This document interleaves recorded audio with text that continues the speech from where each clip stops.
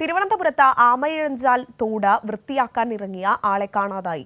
മാരായമുട്ടം സ്വദേശി ജോയിയാണ് കാണാതായത്. വിവരങ്ങളുമായി ഷീജ തിരുവനന്തപുരത്ത് നിന്ന് ചേരുകയാണ്. ഷീജ, ഫയർഫോഴ്സ് ഒക്കെ എത്തിയിട്ടുണ്ടോ? തിരച്ചിൽ നമുക്ക് ദൃശ്യങ്ങൾ കാണുന്നുണ്ട്. ഫയർഫോഴ്സിന്റെ നേതൃത്വത്തിൽ തിരച്ചിൽ പുരോഗമിക്കുകയാണല്ലേ? വലിയ ആഴമുള്ള തോടാണോ ഷീജ?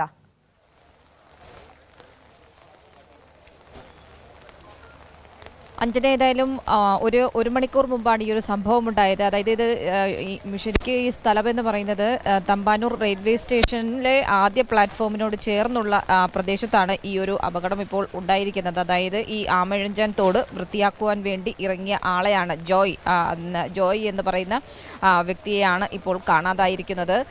ഇത് വൃത്തിയാക്കുന്നതിന് വേണ്ടി റെയിൽവേ നൽകിയിട്ടുണ്ടായിരുന്ന കോൺട്രാക്ട് പ്രകാരം എത്തിയ ജീവനക്കാരനാണ് ഈ ജോയ് എന്ന് പറയുന്നത്. ജോയ് ഈ ആമയിഴഞ്ചാൻ തോട് വൃത്തിയാക്കാൻ ഇറങ്ങി കുറേ നേരം കഴിഞ്ഞതിന് ശേഷവും കാണാത്തതിനെ തുടർന്നാണ് മറ്റുള്ളവർ നോക്കിയത്. പക്ഷേ ജോയിയെ കാണാത്തൊരു സാഹചര്യത്തിലാണ് അപകടമുണ്ടായി എന്ന് മനസ്സിലായതിനെ തുടർന്ന് കൂടുതൽ ഫയർഫോഴ്സിനെ അടക്കം റെയിൽവേ പോലീസ് അറിയിക്കുകയും ഏതായാലും ഇപ്പോൾ ഫയർഫോഴ്സിൻ്റെ നേതൃത്വത്തിൽ ഇവിടെ രക്ഷാപ്രവർത്തനം പുരോഗമിച്ചുകൊണ്ടിരിക്കുകയാണ്.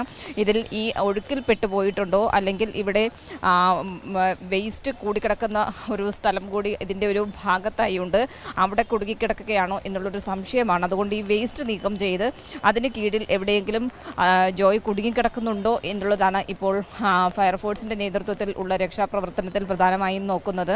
ഏറെ നേരമായി കൂടുതൽ ഫയർഫോഴ്സ് അംഗങ്ങൾ കൂടി ഇങ്ങോട്ടേക്ക് എത്തി കൂടുതൽ റോപ്പുകൾ ഇറക്കിയുള്ളൊരു വ്യാപകമായൊരു പരിശോധന തന്നെയാണ് ഇപ്പോൾ ഇവിടെ പുരോഗമിച്ചുകൊണ്ടിരിക്കുന്നത്. തിരുവനന്തപുരത്തെ തമ്പാനൂർ റെയിൽവേ സ്റ്റേഷനിലെ ആദ്യ പ്ലാറ്റ്ഫോമിനോട് ചേർന്നുള്ള പ്രദേശത്താണ് ഈ ഒരു ആമയിഴഞ്ചാൻ തോടിൻ്റെ ഭാഗം ഉള്ളത്. അവിടെയാണ് ജോയ് ഈ രീതിയിൽ ഇപ്പോൾ തോട് വൃത്തിയാക്കുന്നതിനിടെ കാണാതായ ഒരു സാഹചര്യം ഉണ്ടായിരിക്കുന്നത്.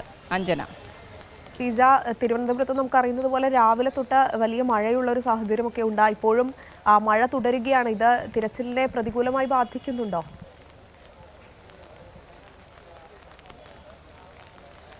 തീർച്ചയായും പ്രതികൂലമായൊരു കാലാവസ്ഥ തന്നെയാണ് ഇപ്പോൾ ഇവിടെ നിലനിൽക്കുന്നത്. അതെടുത്ത് പറയേണ്ടത് തന്നെയാണ്. പക്ഷേ അതിനിടയിലും രക്ഷാപ്രവർത്തനം അത് ഊർജിതമാക്കി തന്നെയാണ് ഫയർഫോഴ്സ് അംഗങ്ങൾ മുന്നോട്ട് പോകുന്നത് എന്നുള്ളതും കൂട്ടിച്ചേർക്കുന്നു. കാരണം കൂടുതൽ ഫയർഫോഴ്സിൻ്റെ യൂണിറ്റുകളടക്കം ഇങ്ങോട്ടേക്ക് എത്തിക്കൊണ്ടാണ് ഈ ഒരു പരിശോധന ഇപ്പോൾ ഈ ജോയിയെ കണ്ടെത്താൻ വേണ്ടിയിട്ടുള്ളൊരു പ്രവർത്തനം നടത്തിക്കൊണ്ടിരിക്കുന്നത്.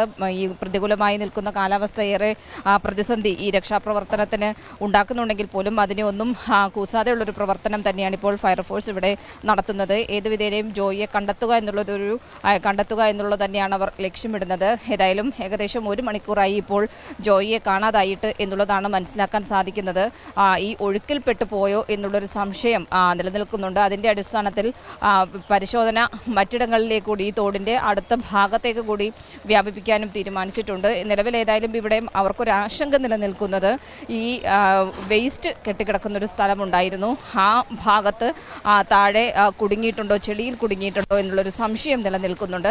അതിൻ്റെ അടിസ്ഥാനത്തിൽ ആ ഭാഗം കേന്ദ്രീകരിച്ചുള്ളൊരു പരിശോധനയാണ് ഇപ്പോൾ ഫയർഫോഴ്സ് നടത്തിക്കൊണ്ടിരിക്കുന്നത്. ഏതായാലും ഫയർഫോഴ്സിൻ്റെ രക്ഷാപ്രവർത്തനം അത് ഈ പ്രതികൂലമായ കാലാവസ്ഥയിലും ഊർജിതമായി തന്നെ മുന്നോട്ട് കൊണ്ടുപോവുകയാണ്. ഷീജയാണ് വിവരങ്ങൾ നൽകുന്നത്. ഷീജ തുടരുക. എന്തായാലും തിരുവനന്തപുരം ആമയിഴഞ്ചാൽ തോട് വൃത്തിയാക്കാൻ ഇറങ്ങിയ തൊഴിലാളിയാണ് കാണാതായിരിക്കുന്നത്.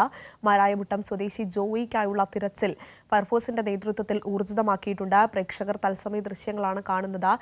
പ്രദേശത്ത് മാലിന്യം കെട്ടിക്കിടക്കുന്ന ഒരു സ്ഥലമുണ്ട്. അവിടേക്ക് ഏതെങ്കിലും തരത്തിൽ അവിടെ കുടുങ്ങിക്കിടക്കുകയാണോ എന്ന് പരിശോധിക്കുന്നതിന് വേണ്ടി മാലിന്യമൊക്കെ നീക്കിക്കൊണ്ടുള്ള വിശദമായ പരിശോധന തന്നെ ഫയർഫോഴ്സിന്റെ ഭാഗത്ത് നിന്ന് ഉണ്ടാകുന്നു. കൂടുതൽ ഫയർഫോഴ്സ് ഉദ്യോഗസ്ഥർ അവിടേക്ക് എത്തുന്ന ഒരു സാഹചര്യമൊക്കെ ഉണ്ട്. എന്തായാലും വളരെ വലിയൊരു പരിശ്രമം തന്നെയാണ്. ഈയൊരു മഴ വളരെ പ്രതികൂലമായി തന്നെ മഴ ഉണ്ട്. ഈ ഒരു പ്രതികൂല കാലാവസ്ഥയിലും വലിയ രീതിയിലുള്ള പരിശ്രമം തന്നെ ഫയർഫോഴ്സിന്റെ ഭാഗത്ത് നിന്ന് ഉണ്ടാകുന്നു. നിരവധി ആളുകൾ അവിടെ എത്തിച്ചേർന്നിട്ടുണ്ട്.